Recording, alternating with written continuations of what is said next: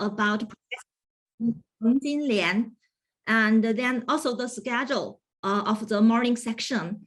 And then we'll just start the section. And first, please welcome Akarapan, Dr. The opening speech by Ph.D. program chair and Human and Social Science Dean, Associate Professor Dr. Akarapan to make the opening speech. Welcome.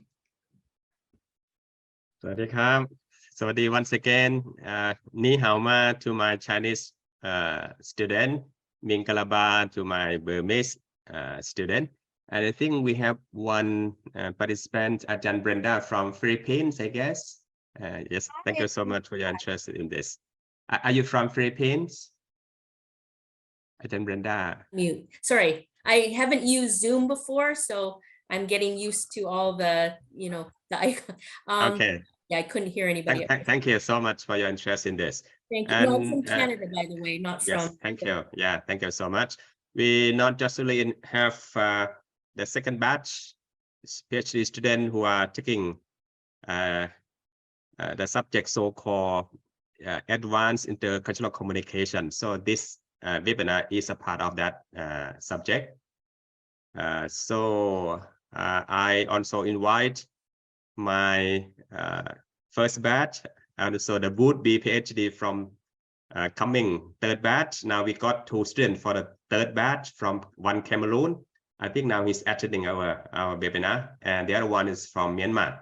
And we are waiting for the other PhD candidates. We expecting to have at least 10 candidates for the intake 3. So please allow me to ask them to take this webinar, Professor BB. All right, thank you so much in advance. Everyone, please be informed that we have been organizing the webinar for 3 consecutive years. And whenever we are having a webinar for each batch of our PhD student, yes, we humbly invite Professor Dr. Budsaba Kanoksilapatham from Silpakorn University. And she always kindly accept our invitation. We very appreciate for her long-lasting academic support. And please be informed that Professor Bibi, some of my students from China, Yi Li Wang, and other Burmese students, they are planning to study on site at BRU campus very soon. By the time, we highly hope to have you in person to give a special talk to us on site at Buriram Rajabhat University. I think that would be very exciting and everyone who would like to see and talk to Professor BB in person and I'm very certain that you will get a lot of things from her. She's a very active professor. So today also we are very lucky again to have her with us from morning until about 3 and then she might be ending her speech a little bit early because today is a good day for the Chinese citizen in Thailand. And so at this auspicious moment, once again, on behalf of Buriram Rajabhat University and Faculty of Humanities and Social Sciences, I am as a Dean and also PhD in ELT program. I am as the program chair. Would like to express my sincere thanks to our invited speaker for her academic assistant. And we highly hope to have her with us in person very soon. So please allow me to declare this webinar officially open. Thank you so much. ขอบคุณครับ Yeah, thank you. I look forward to being there on campus in person. And that's why I said webinar. Because recently I have been traveling. I went to Hat Yai. I'm going to Nakhon Phanom. So I said, why shouldn't I go to Buriram? Why don't I have webinar? But anyway, that's the way it is. Okay, so well, I think welcome Professor I think Yi Li Wang is going to introduce to the audience in brief, please. Yeah. Sorry. Because some of them are new participants here. Yes, okay, please. Go ahead. Okay, I'll just thank you, Professor Akarapan, and then I'll just give you a brief introduction about Professor Feng. Yeah. Professor Feng. Yeah, and Professor Feng is currently an associate fellow in literature and Western foreign languages, Bureau of Fine Arts, the Royal Society of Thailand, and also professor of English at the Faculty of Management Science, Silpakorn University. She received her Ph.D. in linguistics from Georgetown University, Washington, D.C., USA.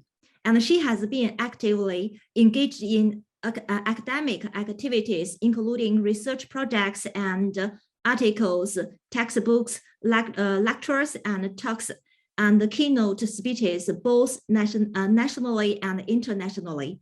And due to her distinguished contribution and dedication to the field, she received the award of TRF Senior Research Scholar in English in 2015.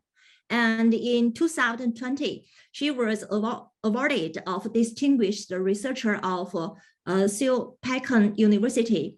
Both of the awards were presented to her by Her Royal Highness Princess Maha Chakrang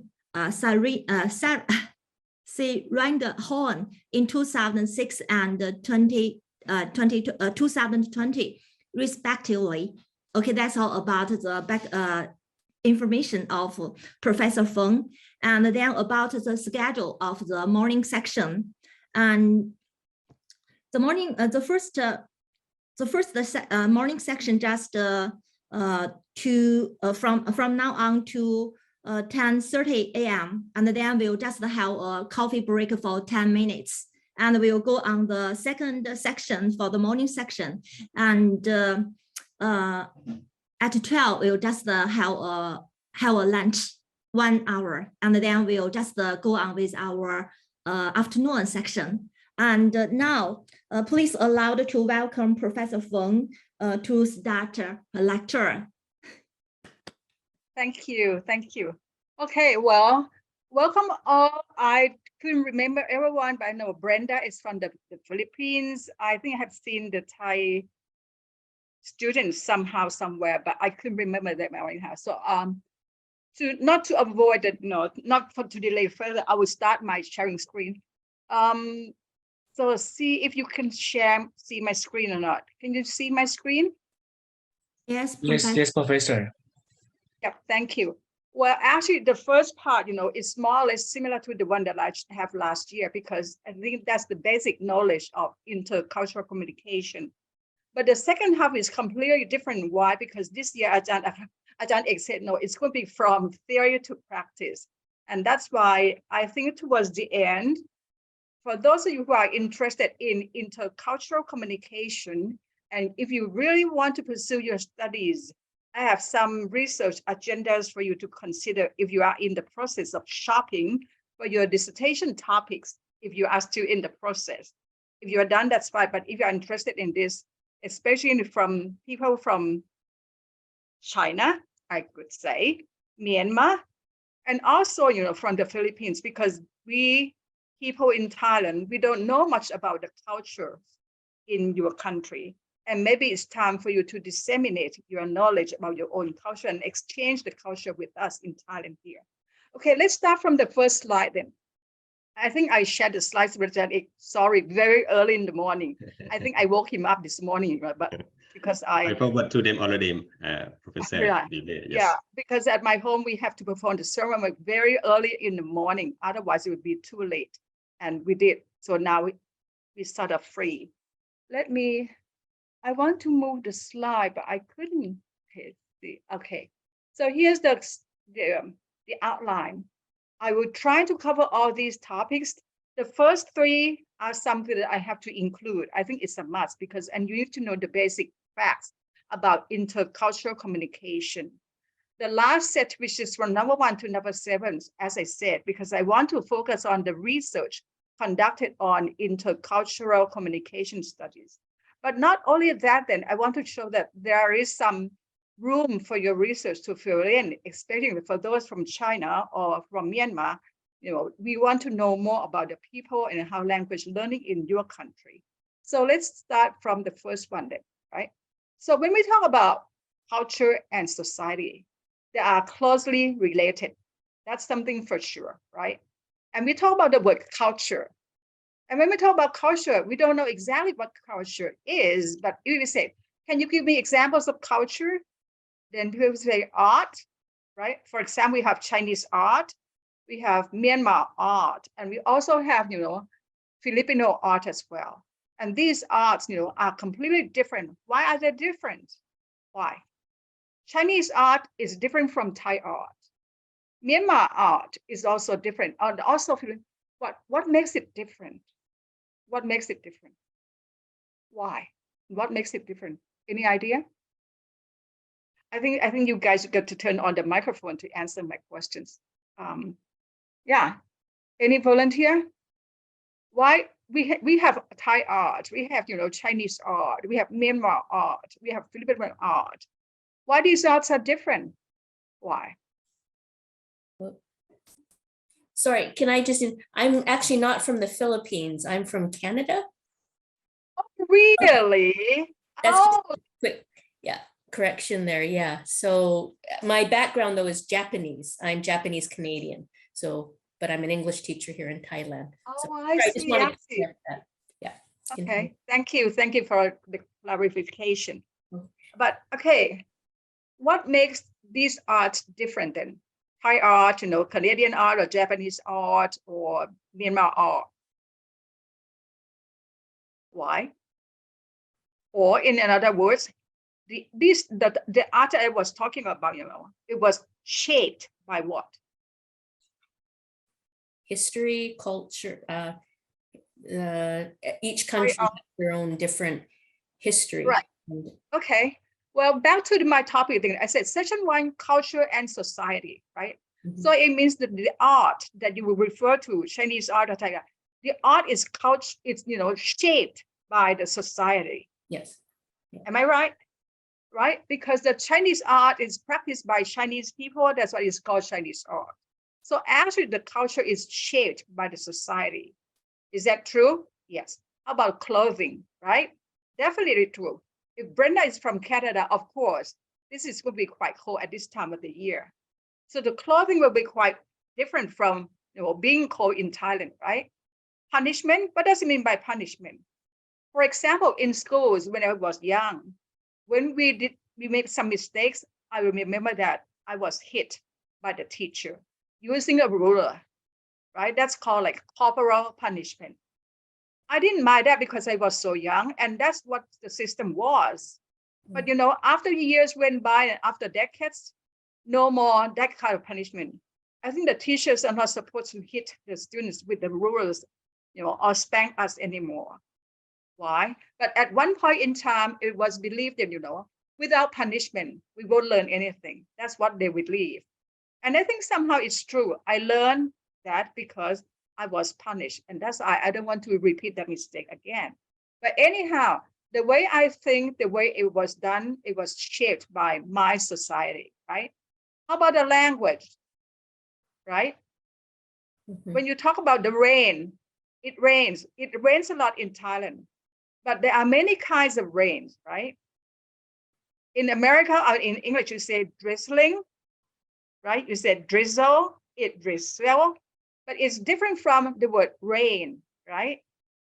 And it's different from the word downpour. Even though we talk about the same phenomenon of rain, but actually rain can be classified into many categories.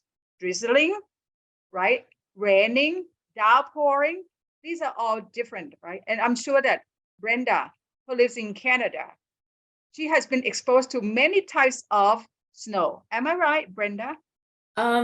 Yeah, actually, I've lived in many countries actually, but I grew up in Canada. I was born and raised there. My hometown is Vancouver, Canada. And that city is probably the warmest city in all of Canada because of its location. So we actually don't get a lot of snow.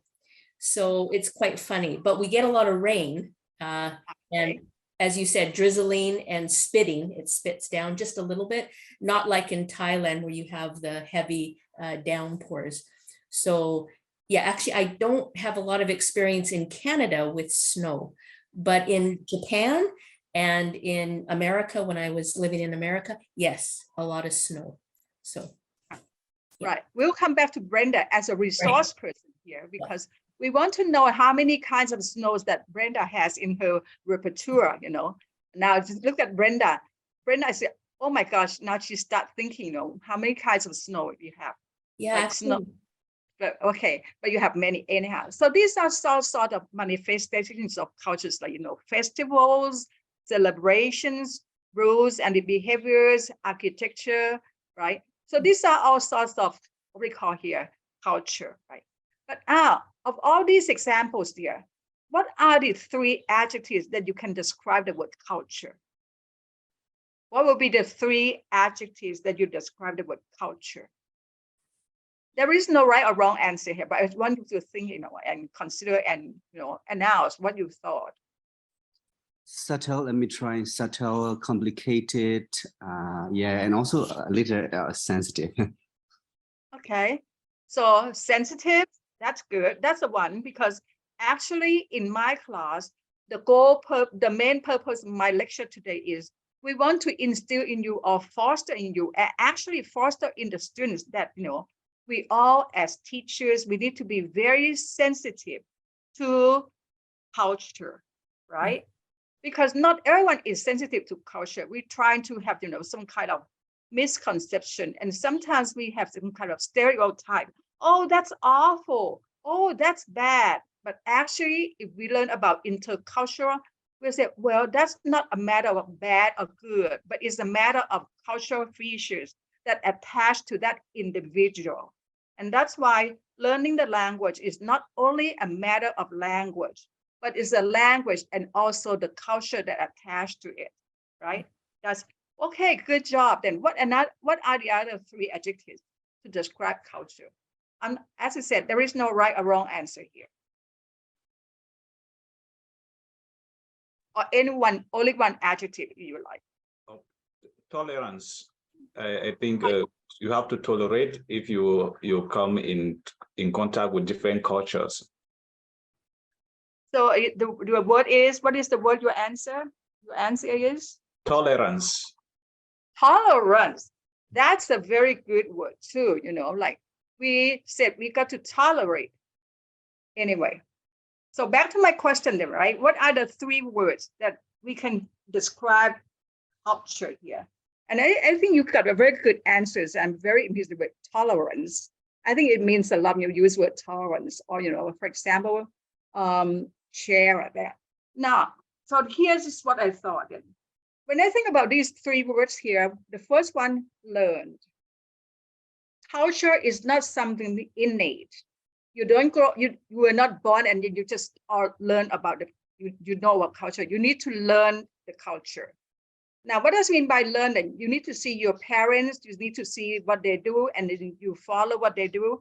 That's why all these cultures are learned. You learn how to sit, you learn how to talk, and you learn how to use the language, right? Next, what? It's share. What does it mean by share then? It's not your culture, but it's a society culture. It's a group culture. It's a national culture. So it's not your own culture, right? Next, is it pattern? Yeah, it could be pattern. Next, arbitrary. Now, what does it mean by arbitrary? Sometimes there is no reason for that at all. There is no reason, right? For example, I say, oh, this is what? I give you a thumb up, right? Now, what does it mean then? Good or bad? What does it mean? Good. Good. It means good, right? But you know what? This is something which is very surprising, because whether you are in China, in Cameroon, or in Myanmar, does it mean the same thing? No. What does it mean in Cameroon when I have the thumb up like this? Positive or negative?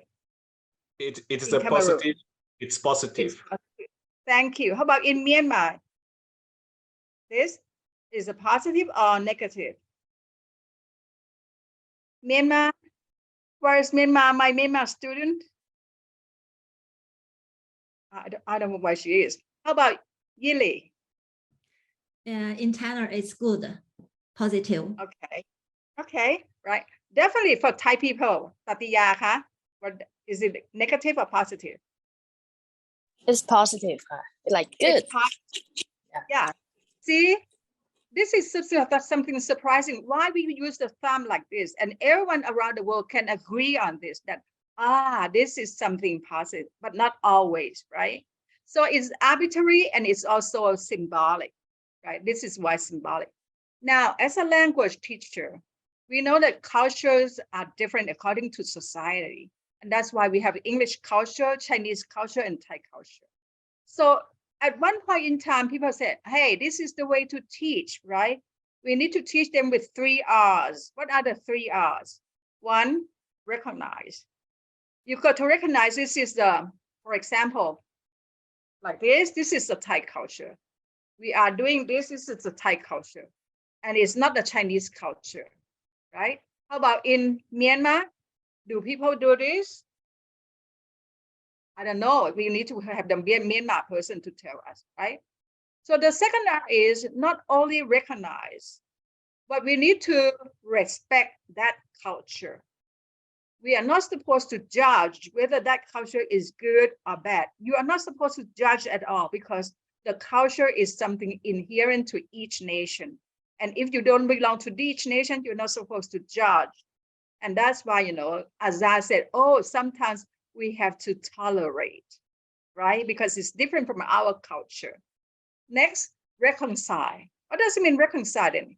If I go to China, I cannot change China to be the way I like, right? So I have to understand and take it as it is. Many years ago, I went to Beijing, Ili. I went to Beijing in winter time, actually in Tianjin. And then my daughter told me, Mom, you got to be very careful when you walk. Why? Because people at that time, they kept spit like that. They kept spitting all the time. Even though the government tried to discourage this culture, it's not easy. Why? Because this culture, spitting, is in their blood. And that's why my daughter said, Mom, you've got to be very careful when they say, and then they start spitting like that. I know it's nasty. And as Azza just said, I have to have my tolerance in order to enjoy my time in China, because it's their way of life. It's their way of life. And they try to change, but it takes time, right? Okay, now we know that these are different, but why? We cannot change them. So we have to understand that this is a part of learning process. But you know what? Actually, sometimes culture is not that bad. So the second one is non-verbal communication. I want to mention this, non-verbal communication. Now, what does it mean then? When we talk about communication, there are 2 major categories. One is called verbal communication, which I will talk in the second part of my talk today. And then the second part is called non-verbal communication. So I want you all to take a look at what I put here. These are emotions, right? And I want everyone to do what I ask. Okay, I know you are from different countries on the world and you are from different culture, but it doesn't matter. The first one is the word happiness. And I want everyone to make a face. This is called facial expression. I want everyone to make a face to show me that, Ajahn, I am super, super happy. Are you ready? On a count 2, 3, and I'm going to see your face on my screen. 1, 2, 3. Super, super happy. Look at that. Look at that. Look at yourself. Now I can see it. I can feel it that you are feeling happy. Okay, next one. Are you ready? The word is sad. Now I want you to show me your facial expression of being sad. On a count to 3 again. 1, 2, 3. Oh, you look so solemn. Oh, so sorry to see this. Okay, the next word. Sorry. The next word, anger. Okay, I want you to show me how you are feeling angry. Are you ready? 1, 2, 3. Okay. Oh, you look so angry. Next, surprise. 1, 2, 3. The eyes, right? Next, disgusting. It's disgusting. Okay. Next, fear or afraid. And the last one, confused. Right. I may not have a chance to see all your face at the same time, but you can see that the way you act, the way you make a face to show your feelings, it's very obvious, right? So somehow these facial expressions somehow can be quite international, You act the same way, but not exactly, but somehow it's quite international. But what is this one? See that? Okay, we can guess from how they feel. But look at this then, right? How about waving? How do you wave in China, in Myanmar, or in Thailand? How do you wave?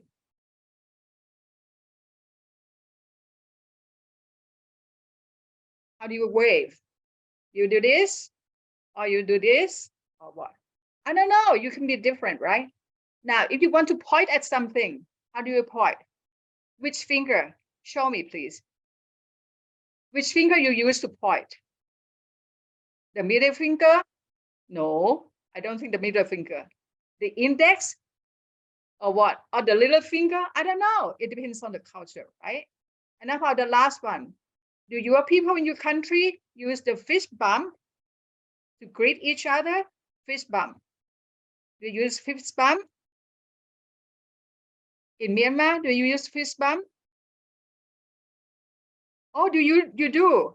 I think I rarely see this in Thailand because Thai people don't use fist bumps that much. Kumachana, do you use fist bump? No, Professor. Yeah, see that? In Thailand, fist bump is not very popular, but I think, for American people, they use the fist bumps a lot, or maybe, in Western countries, right? So here it is, right? Now we're going to talk about nonverbal communication, okay? But that's not it then, right? So when we talk about nonverbal communication, yeah, it works, but also there is something more than that too. So what else then? We call 9 types of nonverbal communication.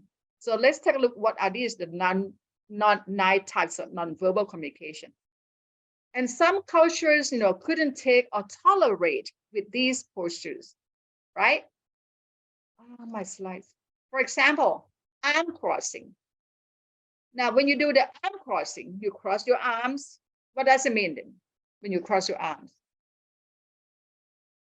What does it mean when you cross your arms? What does it mean? Are you happy or unhappy?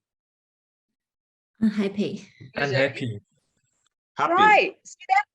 When you have your arm crossing like this, you seem to be unhappy, especially when the boss said, "Hey, baby, you got to work harder."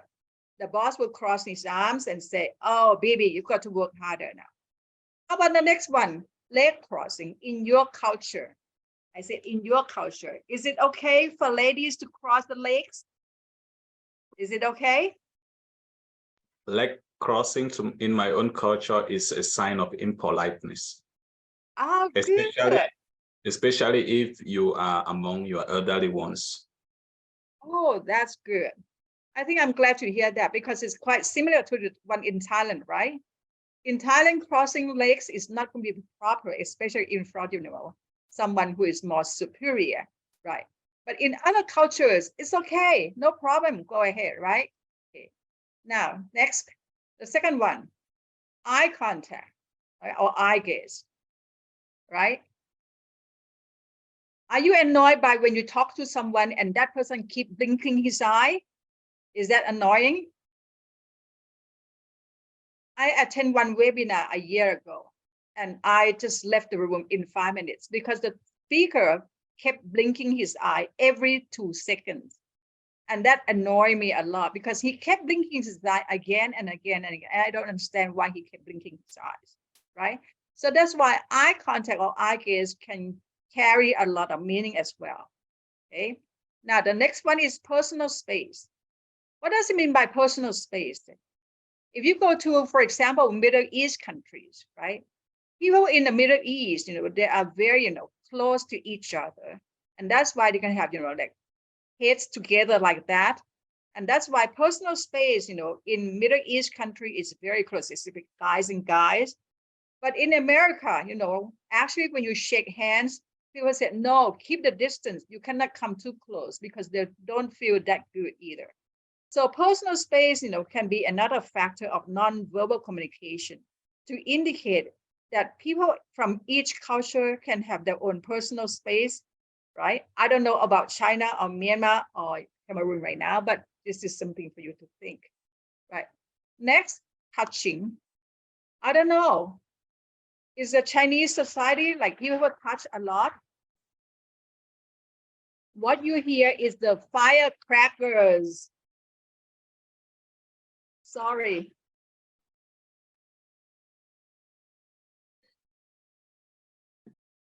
I cannot stop my brother because we are Chinese and lighting the firecrackers is something that we cannot miss during the Chinese New Year's Day. Okay, he stopped. Now, touching, right? Do we touch each other a lot in Thailand compared with other countries? I think compared with Americans, Americans people don't touch each other very often. I think Thai people touch more. I don't know about Cameroon, but we will talk about that later on. Okay. Next, clothing, hairstyles, and color choice, right? So these are again, appearance. Now let me talk about the Thai culture then, right? For example, if you go to a bank and you dressed up, wearing a dress, carrying luxurious handbags, you will get the treatment like kings and queens. Why? Because in Thailand, people, are very, they adhere to appearance. They believe that, if you dress well, it means you have a lot of money in your pocket. Is that right? My understanding. And that's why when I go to the bank, I need to be a little more proper. Why? To leave a better impression on these, bank tellers so that I can get the royal treatment. So because Thai people look at it, consider appearance is one of the most important. But this doesn't work in America, like Bill Gates or Steve Jobs. I'm sure that when they went to the bank, they don't care because you know what? That's how Americans carry themselves. It's what inside, not their appearance. Okay. Next then, artifacts, right?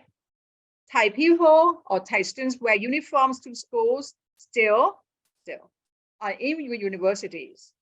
And this is something that may be a bit shocking to people from other cultures that seeing, Thai universities wearing uniforms to classes. But this is something that we think that it's a culture. It's a university culture and it's your own identity. And we want them to be proud of that university. Okay, next. Right. Now let's talk about these gestures around the world. When I say waving, right, it means something. When you point with your index finger, it means something. Or when you use the fist bump, it means something. However, you cannot assume that what you think they mean is going to be internationally applicable. Why? Because of the different cultures exist. You might be surprised that when you say a thumbs up, and as I showed you, a few minutes ago, that a thumbs up means something positive. And we all in this room agree that, yeah, a thumbs up is something positive. Come on, you cannot be that sure now. Why? Because, yeah, it's a gesture of approval, right? It's good, it's something positive. But let's take a look at the letters in black here. In Bangladesh, you cannot do this. If you go to Bangladesh and use a thumbs up, it's an insult. How can I know? Of course you don't know, because the culture is so, socially inherited and it's attached to that particular community only. So you won't know. That's why you need to learn it, and you need to learn it with the language as well. So in Bangladesh, don't even show anyone a thumbs up. It's like an insult. But not only that then, in Italy, in Greece, in Iran, and in Iraq, it's also an insulting gesture. Now, you might ask me how or why, and the answer is I don't know. As I said, why? Because this is a part of the culture, and we already agree that culture is arbitrary. Now, what does it mean by arbitrary? It means there is no reason, and you don't try to find an explanation for that. It's just, you know, an arbitrary that these cultures, they establish that a thumbs up in Italy, Greece, Bangladesh, Iran, and Iraq, it means an insult. That's it. So we need to learn it, right? Okay, next. When you ask someone to come to see you, a beckoning, that's called beckoning. You want someone to come and see you. Now, show me how you use your body language to signal beckoning. You want someone to come to see you, what do you do? In Thailand, we'll do like this, right? In Thailand, yeah, right, we'll do like this. How about in Myanmar? What do you do? Okay, similar, right, in Myanmar. How about in Cameroon? I don't see Za. Where is he now? Can you He's see? gone. No, I'm here. Yeah, it's not on my screen, so I have to change the setting of the screen so they can see everyone. Yeah. Anyway, I couldn't see right now. I had to adjust it later. Right. How about in China? Really? Yeah, and here this gesture is polite, and this one is impolite. I see. That's interesting. Show me again. Show us again. Polite. How? How to do it? This one is This is positive. polite? Come here, come here. And if Okay. you use this gesture, we just use, for example, for example, to like a dog or the other things to come here. Come here. Now you see that? Thai people, we got to be very careful now, because in China, this is good, but this is like you're calling a dog, right? Now, this is a good time for you to learn, right? That, I mean, you have good intention, but it turns out to be an insult as well. So that's why, you know, come here like this. This is not okay in Thailand. It's not okay at all. It's insulting for Thai people, right? But Thai people, come. It's again an insulting gesture for Yili as well, right? So you see that you need to learn. You need to learn, and you need to be sensitive, and you need to understand that this is a culture that deep rooted in each culture. So you see that in America, this is what they do. Come here, baby, come here. In America. But in Asia, it's insulting. Everyone doesn't like this in Asia.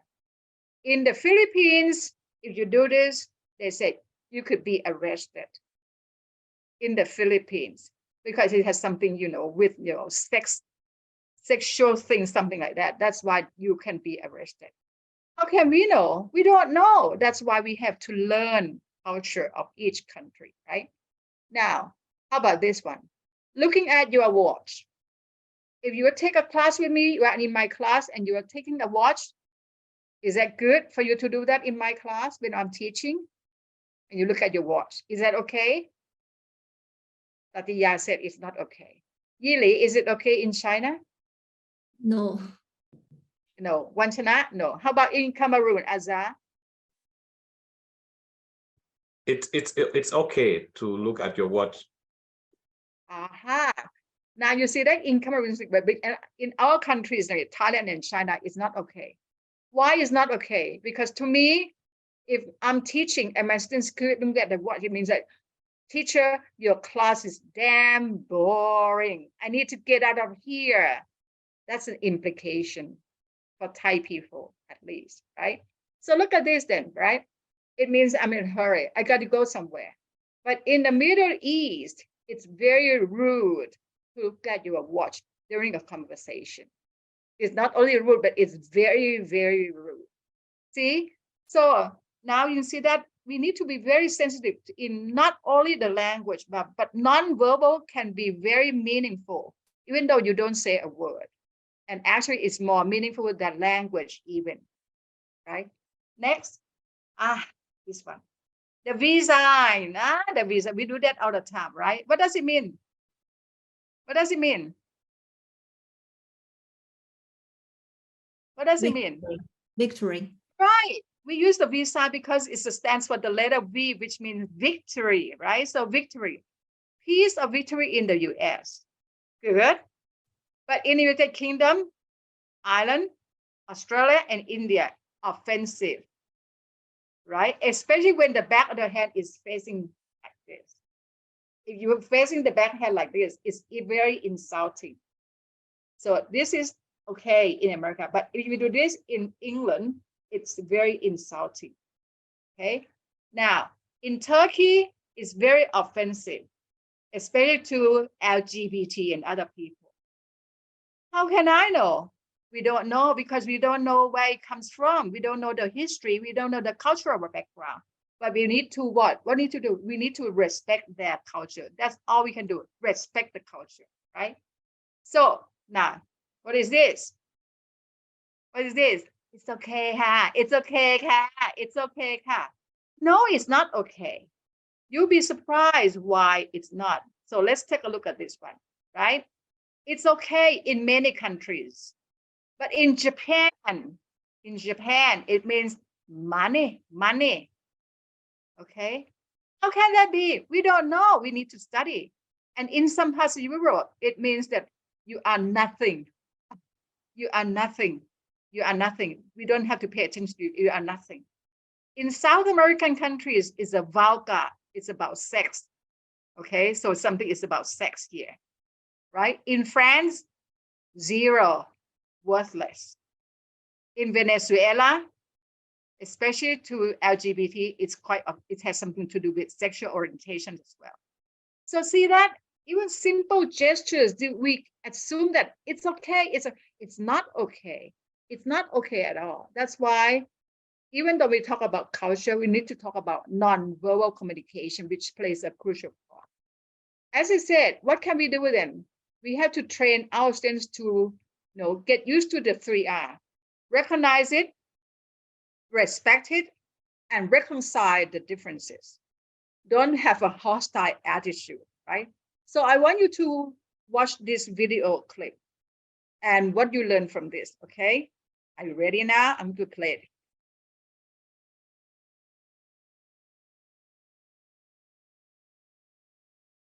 Oh.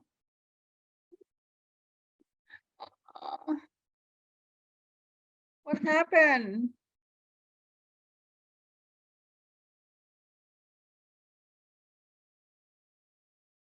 I tried it last night and it was okay.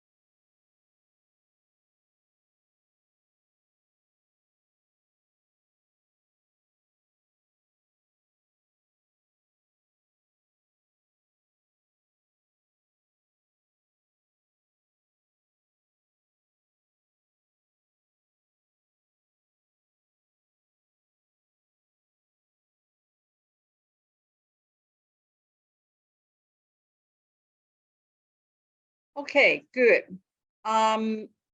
See, what do you see here? First of all, the first time they said, when you greet, right? In many countries, we have different ways of greetings, right? Okay, Tatiya, you can show us how to greet in Thailand, please. Of- Non-verbal language. Non-verbal,นะคะ.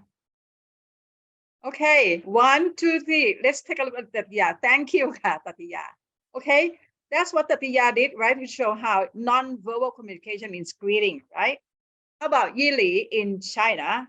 Non-verbal communication.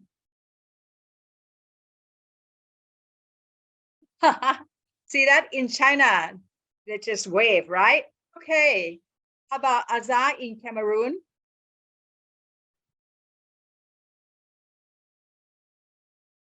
Again, please. So you see that? Okay. How about in Myanmar?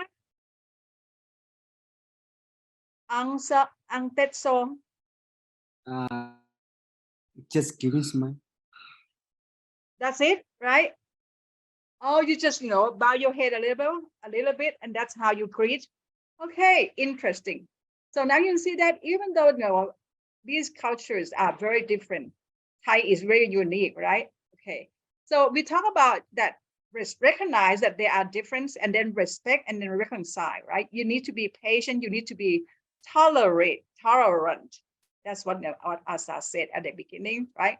Now, let's take a look at this picture. I want you to take a look at these pictures, right? These pictures shows offensive gestures across cultures. Since we are a very multicultural group, then we are from different countries, so the answers might not be the same. Look at the first one. What is she doing here? What is she doing here? Something that we would consider offensive gesture or not, I don't know, but okay, let's describe her. What is this lady doing here? What is she doing? Crossing legs. Right, she's crossing her legs. I'm not saying it's good or bad, and I want you to come up with the answer. How about this one? This guy, what is he doing? Eating noodle. Yeah, he's eating noodles. Yili answered it right away. Okay, he's eating noodles. But not only that, then the way he eats, see that? It's not like, an Italian having spaghetti, but he's eating in a very, I think in a very Asian, he probably like that, okay? Sorry, that I hope you can hear what I'm doing here, okay? He's like that. What is he called then when he's doing this? What is the verb? He is, the verb? He's slurping. He's slurping. I'm sorry, I'm doing something obscene here, but for the class, I have to do it. He's slurping, right? Like that. Or when some people drink coffee and then like that, okay? Is this considered offensive in your culture? Now, I will come back and ask you later, okay? Next one, okay? Look at this one. Again, crossing her legs. How about this one? What's she doing?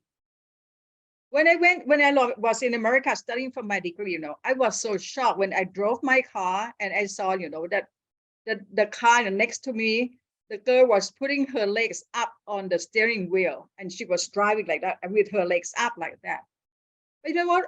Americans people, they don't care. It doesn't matter. But for me, well, come on, how could she do that? She put her legs, on the steering wheel and she drove smartly. Okay. This one. How about this one? What is the lady doing here? What is she doing? Consoling the man. Oh, that's a very nice interpretation. But what is she physically doing? She's patting the man's head. She's patting, right? She's patting the man's head. I want you to look at this picture. And I want you to tell me then that in your culture, that which one is not acceptable? I will start with the Thai people and then move on to Myanmar and then Chinese and then our gentleman from Cameroon. Okay, what are some of these gestures that are considered offensive and you wouldn't recommend anyone to do it in your country? Okay, I would want you to think about that. Okay.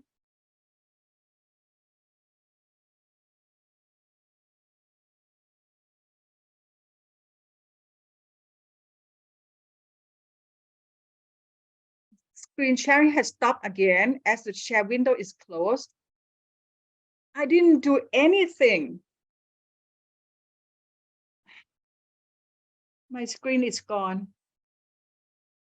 While you are figuring the answers to my question, I have to go back to get my Canva again. It's gone.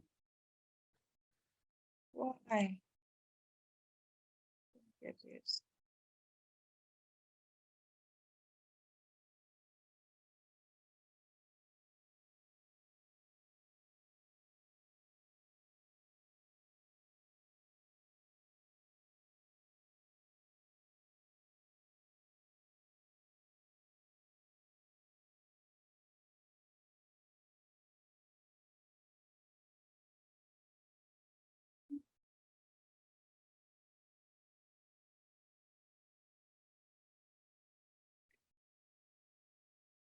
Okay, who would like to nominate the answers for me, please?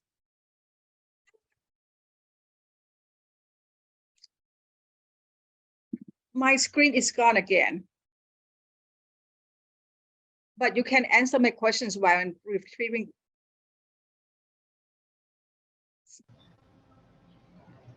I never have this problem with Canva before. I have to apologize for all this inconvenience.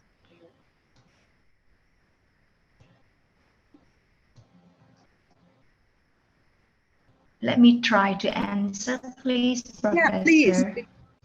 Go ahead. For Thai, yes, for Thai people, or for touch the man head and put your leg up, or eat with the loud noise is offensive in Thai. Okay. Agree by the Thai people? Agree? Yes, I do agree. Yes. Yeah. It's very offensive. Yes. Yeah, very offensive. I think for Thai people, it's very obvious. Okay. How about any opinions from Myanmar? Go ahead. I'm fixing my Canva right now. Go ahead. Myanmar? Almost the same as the idea from Thai. Okay. How about China? And it is a offensive activity, but for the parents and the grandparents can pet the head of their son or grandson. It's okay, but for other people, it is offensive activity. Okay, good point. Yeah, actually, for the Thai people as well. Thai people, it's okay for adults or superior to pet the inferior one, so that's okay. Yeah, but which one is offensive for Chinese people, or none at all?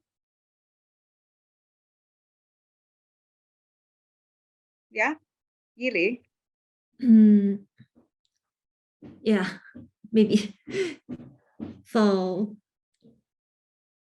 it just maybe depend on the relationship between people, and if you are close friends, and maybe you can just do it, but if you are stranger, it is impolite.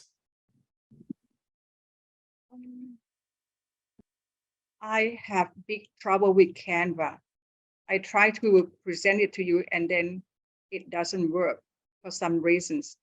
I will try again to share the Canva. But okay, no, but which one is offensive at all? How about slurping noodles? Is that considered offensive in China? Yeah, and in most cases, and when we are eating, it is impolite to make some noises, just like. Oh, so are you saying that nowadays in China people don't slurp anymore? Yeah, but maybe for some person who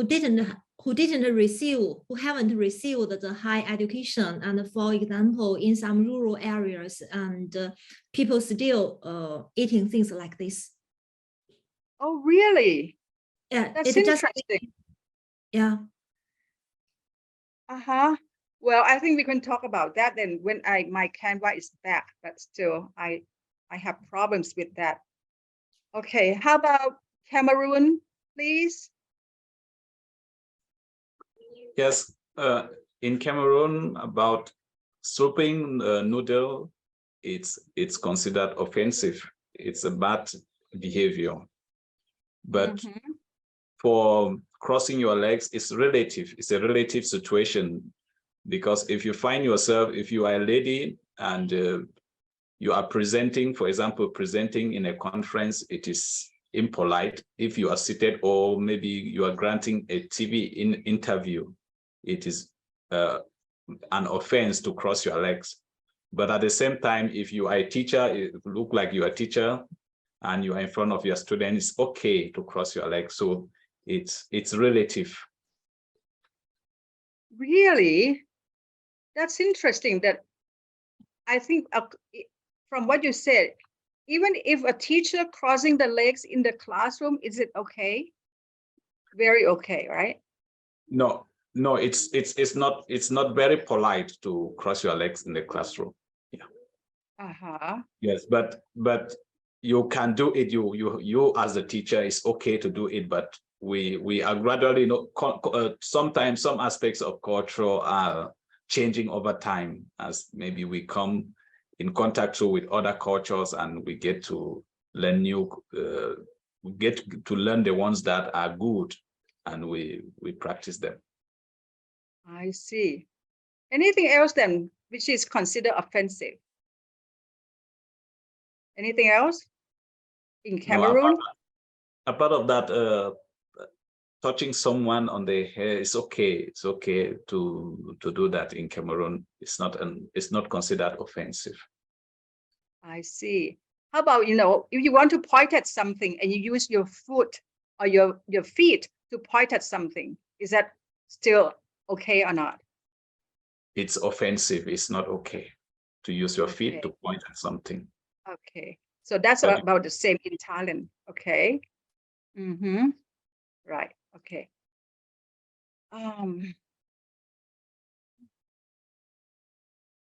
They wouldn't allow me to share the screen. I don't know why.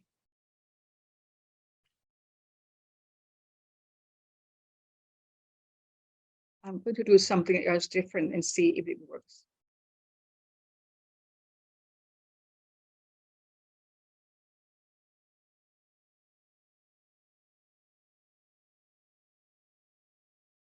Hold on, please.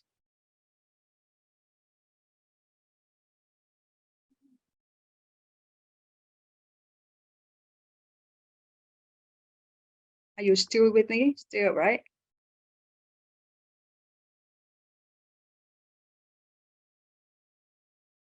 I'm using from PowerPoint now, which might not be good. Can you see my slides? Yes, Professor. Yes, Professor.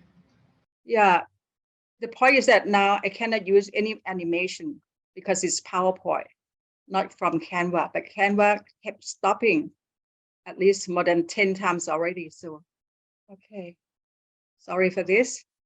Now, as I said, so let's take a look at the picture again, right? In Thailand, crossing legs, considered quite rude no matter what. No matter what. That's why you can see that all the political figures, especially ladies, when they sit, for the press conference, they don't cross their legs. Now, again, the second one, this guy is slurping his noodles, right? In some cultures, slurping noodles is considered very polite. Now, why? When you're slurping the noodles, like that, it means that the noodles being served or being eaten, it's very delicious. Now you understand the point then? It's complimenting. If someone brings you a bowl of noodles and you say, oh, it's very delicious, like that. So this is just, an act of honor, to honor that this bowl noodle is so good, it's so well cooked, and that's why I enjoyed it thoroughly, right? And pointing something using the feet is something unacceptable in the Thai culture, because for Thai people, the feet is the lowest part. And the lowest part, don't deserve to be, are not supposed to be used to point at anything. The next one, patting the head. Patting the head, I think, I wouldn't pat my husband's head. I don't think he would like it. Even though sometimes I want to show affection, but I don't think my husband will feel comfortable enough to be patted by me. Why? Because for Thai people, the head is the top part and it's supposed to be the most respected part. So this is the stories, behind these cultural practices, right? And that's why we need to understand that. Now let's move on to session 3 then. The language or verbal communication. Now I'm moving on to verbal communication, right? When we talk about verbal communication, we need to think about Edward Sapir-Whorf hypothesis. According to this hypothesis, he says that the way we see the world is determined by the language. Do you agree with this? That the way we see the world is determined by the language. The reason I asked you, because when Edward Sapir proposed his hypothesis that we see the world because the world is the language by the language. So the language controls the way we see the world. We have only black and white, so you have to see the world as even black and white only. Is that true? There are many people who oppose to this idea and said, no, actually, it's the other way around. The way we see the world determines the language. So these two camps, they're trying to argue against each other. I'm not going to support one of them, but I want to give you some evidence to show you that the language can influence the thoughts or perceptions. Now, what is a good example here? The word snow. As I said, unfortunately, Thailand and Burma or Myanmar, we don't have, a lot of snow, or actually Thailand rarely has snow. And that's why we have only one term for snow. We have only one term for snow, which is hima, right? We have only one term. Now, but Yili is from China. And I'm sure that Yili will encounter many types of snow since her childhood. Cameroon, I don't think you have snow either. Do you? I don't think you do, right? So you have only one word for snow, right? Only one word for snow, right? Okay, good. Myanmar, I think it depends on you. If you are really, high up in the mountain in Myanmar, you might have more than one snow, but normally we have one here. But you know what? Let's take a look then. Another scenario is the word bananas. In Cameroon, you have a lot of bananas. I'm sure. In Yes, Myanmar, we have a variety of bananas.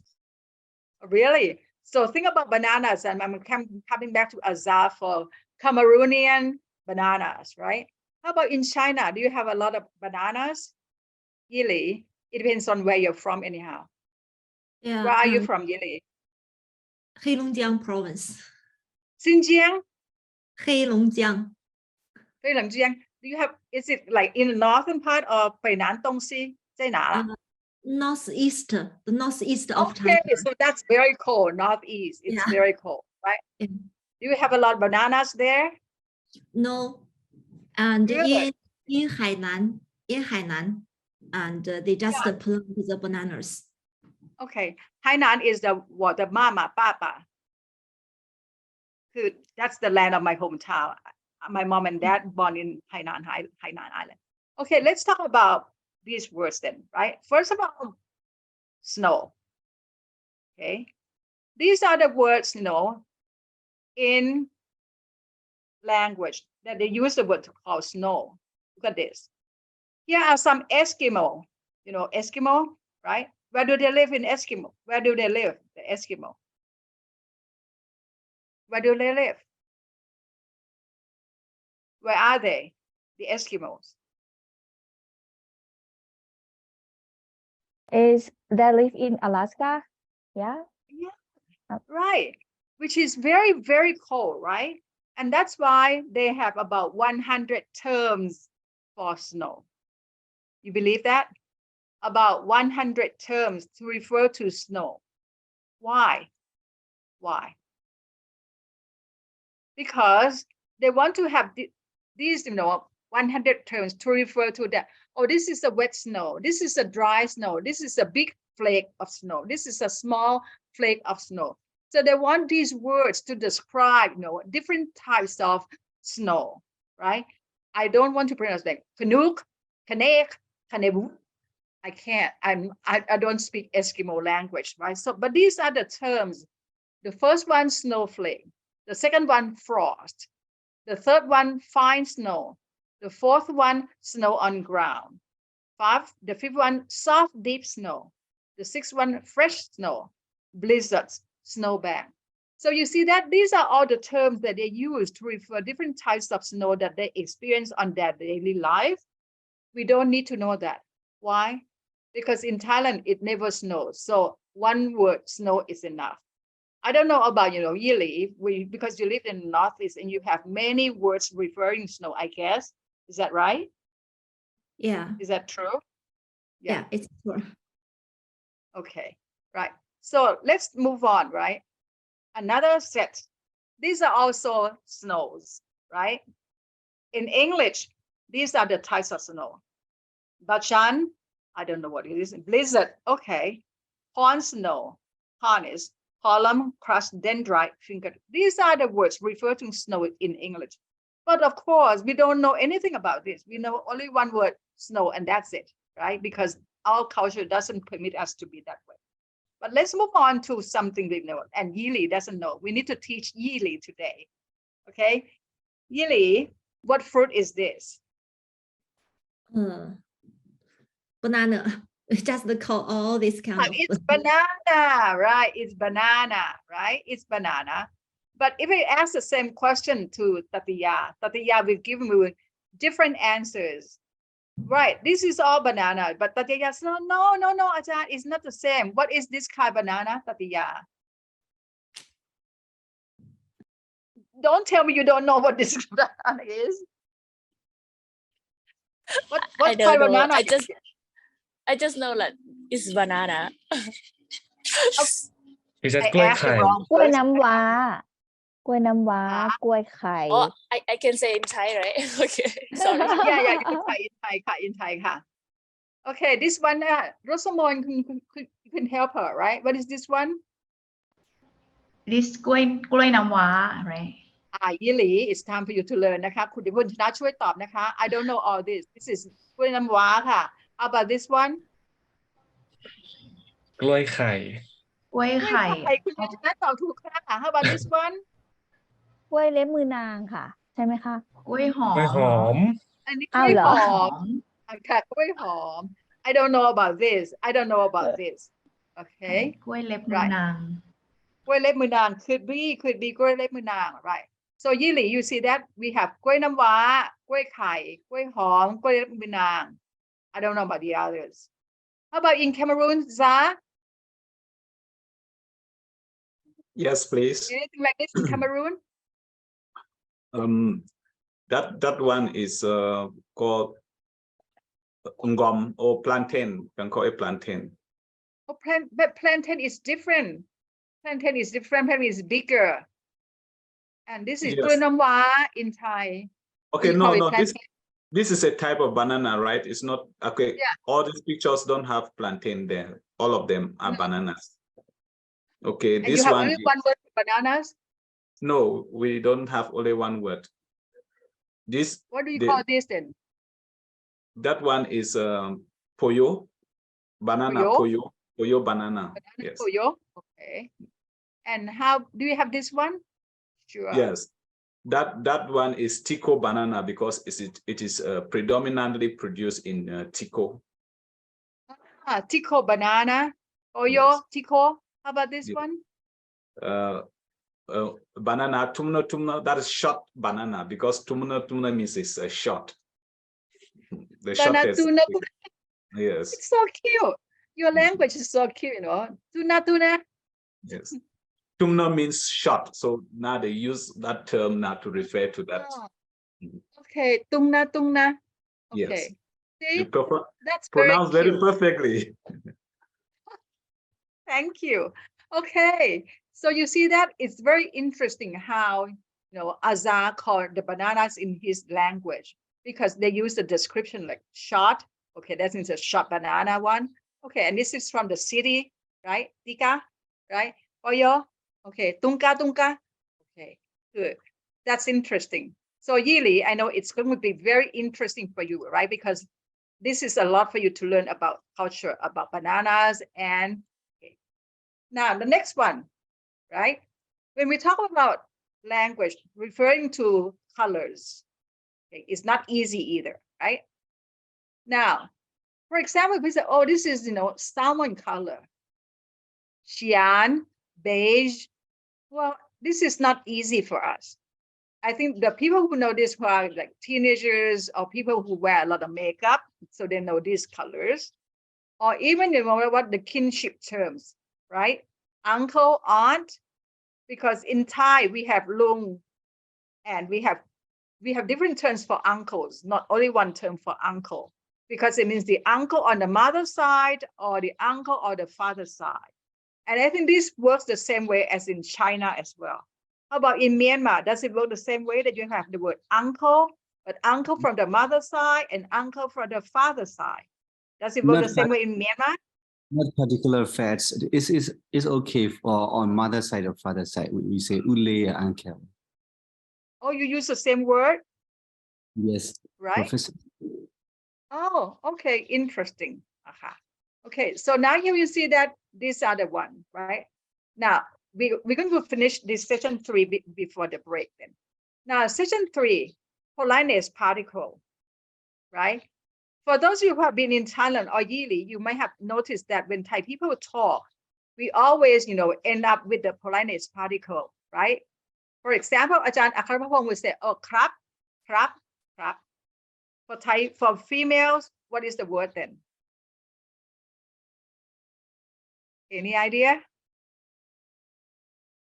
Politeness particles refer to krap or ha, right? Azar. I'm sure that Azar, have been exposed to the Thai language. So Azar would say, Sawadee krap. Am I right? Azar, can you show me your Thai then? Sawadee krap. Look at him. He's doing everything that a Thai person does, So Azar, you have been in good hand, You know everything, and your language is just perfect, and your body language is just superb. So you are in good hand, really. I'm sure Thai people love you dearly, right? You are loved by all the Thai people around you. See, that's how people can feel really touched when someone trying to learn our culture, right? Now, so when we greet, right? So let's go to Cameroon today. We want to spend some time in Cameroon. So Azai, you need to teach us how to say, for example, Sawadee krap in Cameroon and body language that accompanies it, please. Okay, the lesson begins. Azai. Well, we don't have a body language for, it's surprising, but we don't have a body language for greeting like good morning, good afternoon, or good evening. But for my own native language, if you wish to say good morning, is apano.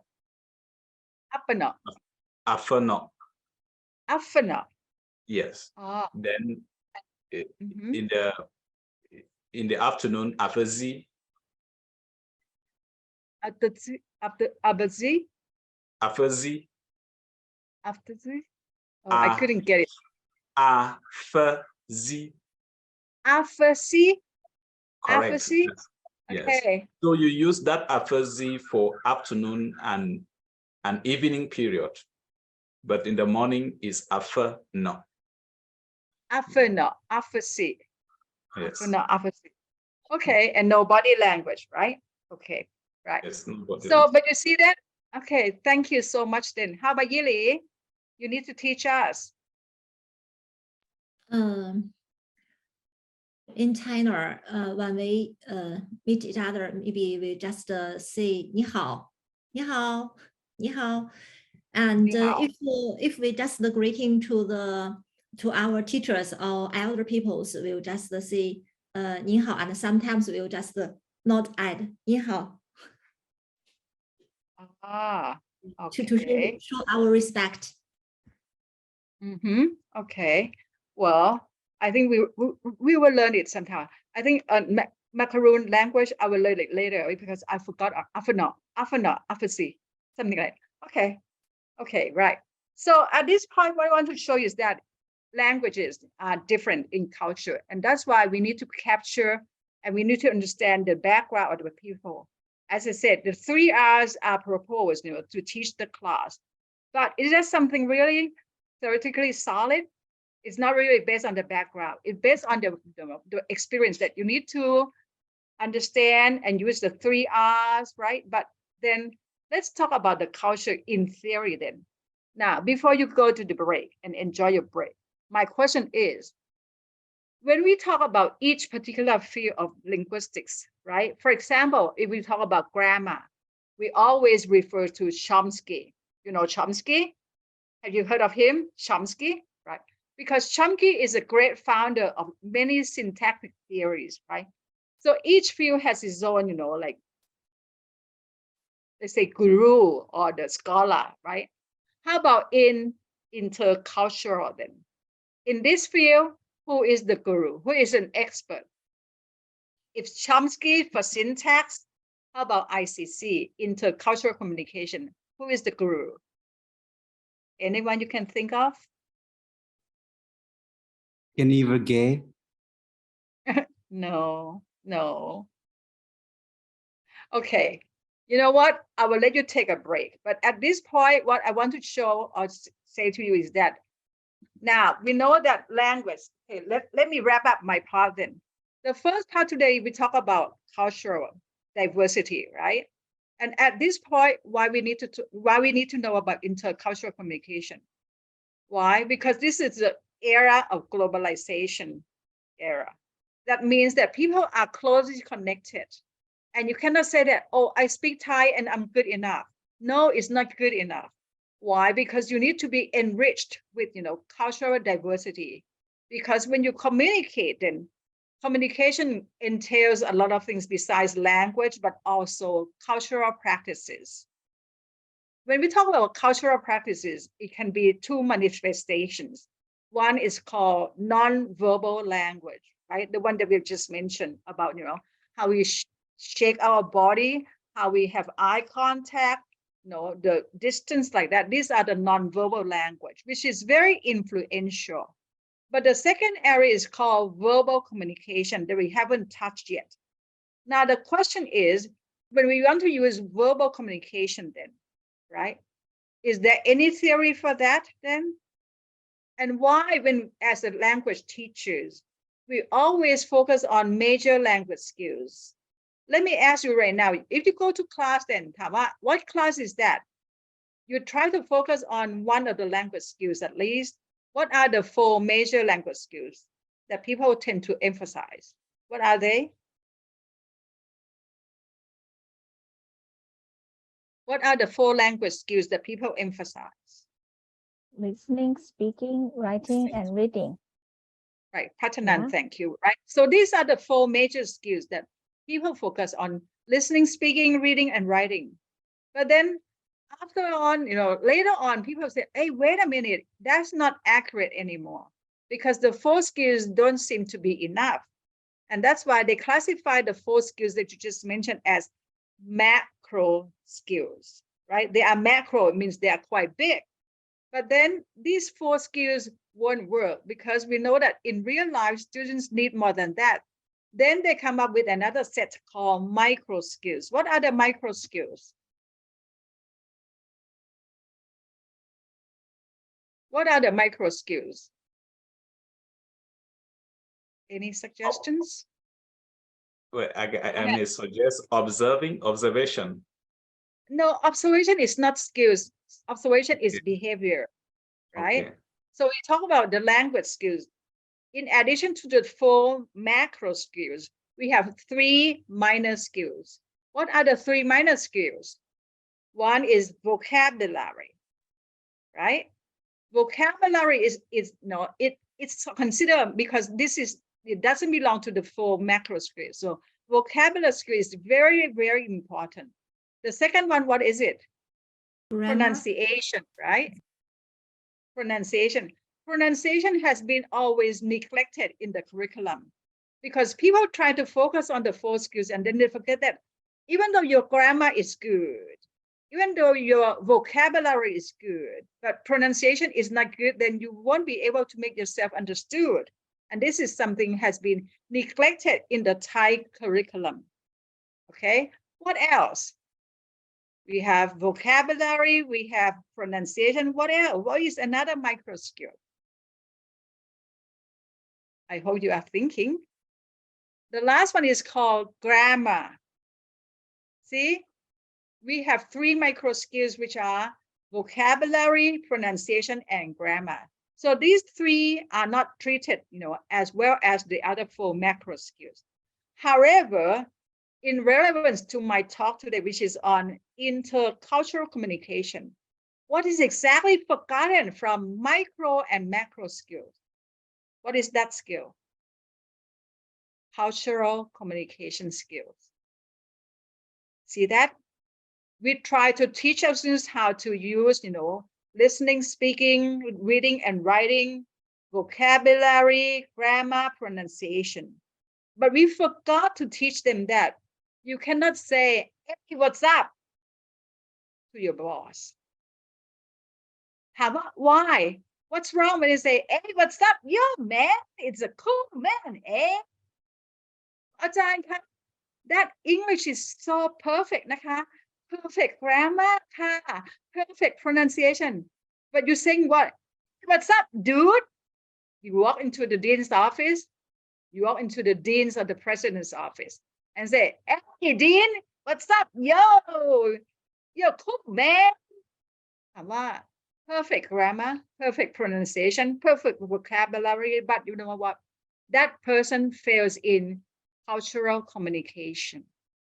He doesn't know that when you talk to someone who is older than you, you need another set of language.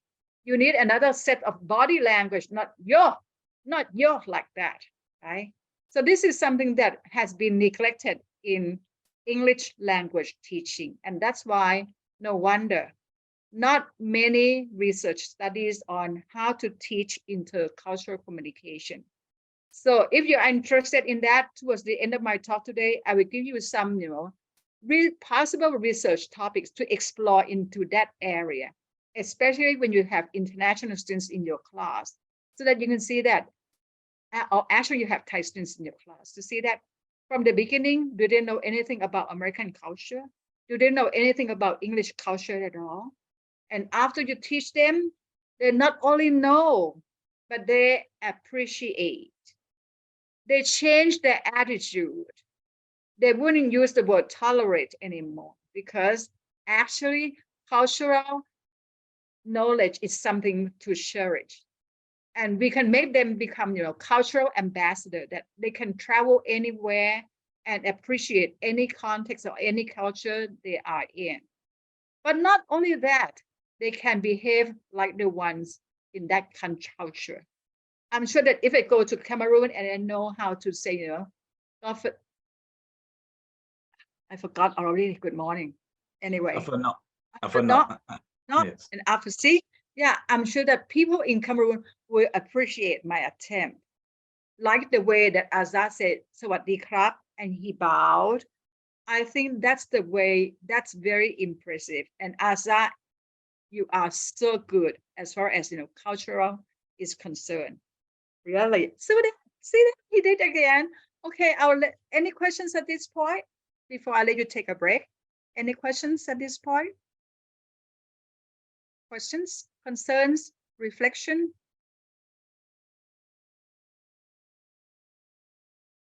Okay, I will give you a 10 minutes break. I will try to figure out what happened with my Canva.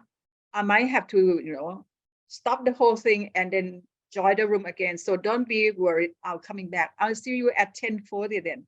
If not, then I'll see you at 10:40. Okay. Enjoy your break. Bye for the time being. ต่อนะคะ Now, let's go back. Oh, no, actually, let's continue with what we have this morning.นะคะ I'm so sorry. This is a lesson learned that you cannot trust technology. This is not what I want. Okay. Here we are. Okay. ต่อนะคะ Now let's talk about the theory part, right?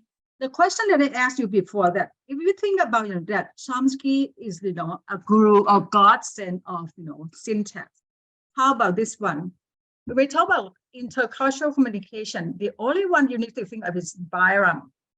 Buriram is the one who has been working on intercultural competence since 1997. And now, so Buriram has been working on this topic for so long.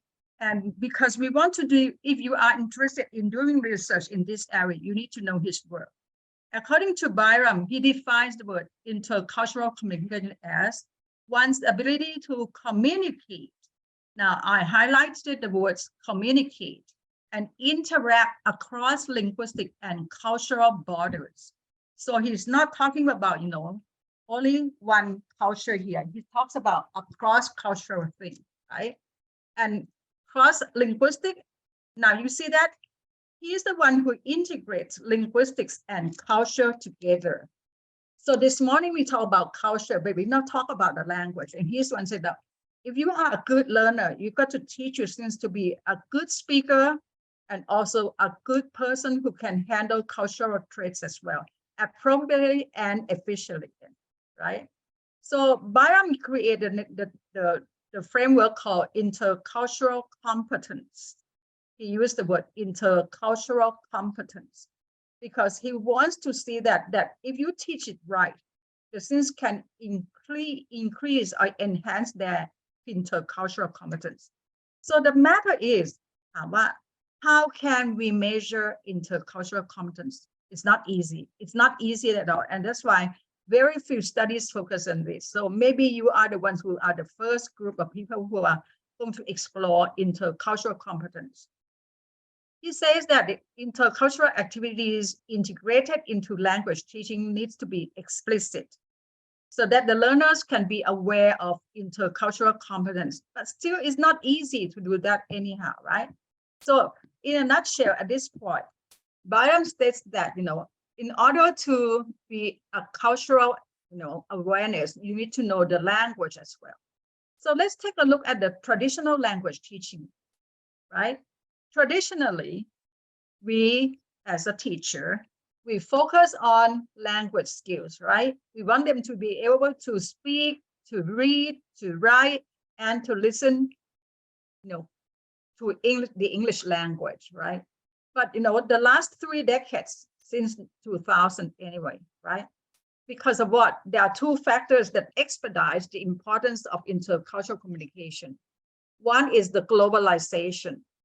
Now, what does it mean, globalization here? It means that the world is getting smaller, right? The world is getting much, much smaller.